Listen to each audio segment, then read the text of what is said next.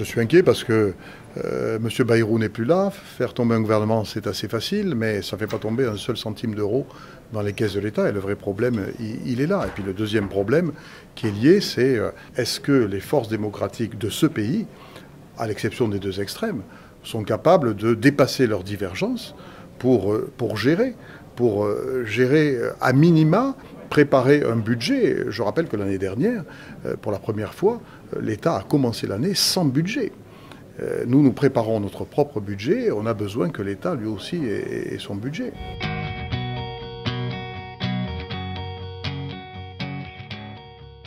Effectivement, dans ce paysage de difficultés et de morosité, Toulouse s'est démarquée, et notamment le succès du tourisme. Toulouse, c'est une destination touristique émergente, et ça, c'est un travail que nous avons fait depuis pas mal d'années, que les professionnels concernés ont fait. Les choses ont été boostées par la Grande Boucle. On a eu le Tour de France qui a été un véritable succès, qui a été un coup de projecteur sur Toulouse.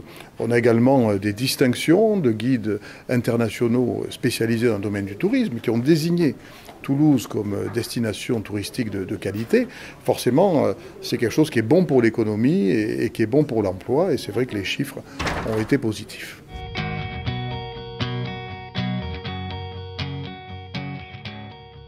Nous démarrons la rentrée sur les chapeaux de roue, on développe les services publics de proximité.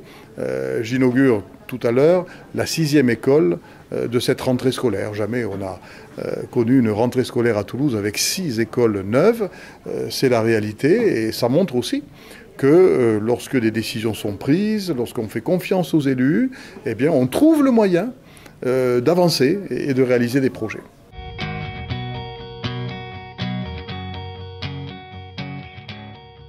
Alors la sécurité, c'est une préoccupation de tous les instants pour moi.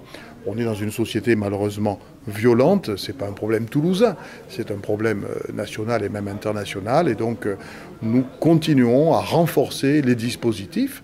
Il y a, à l'heure où je parle, 675 caméras de vidéoprotection, c'est-à-dire 19 de plus qu'au début de l'année. Il y en aura 44 autres d'ici la fin de l'année. On a signé une convention de coopération police nationale, police municipale pour accentuer l'efficacité et en même temps l'harmonie dans l'action des deux forces de l'ordre. Donc tout ça, ce sont des instruments, ce sont des outils qui doivent nous permettre de faire reculer l'insécurité et de promouvoir la tranquillité à Toulouse.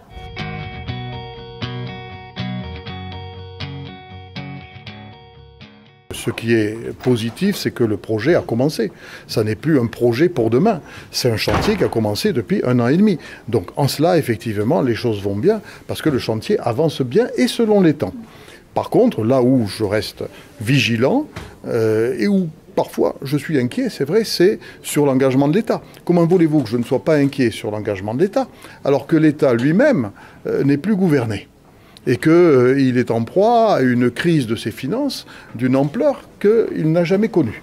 Donc effectivement, je suis inquiet à cause de la situation financière de l'État et de cette difficulté politique à diriger le pays.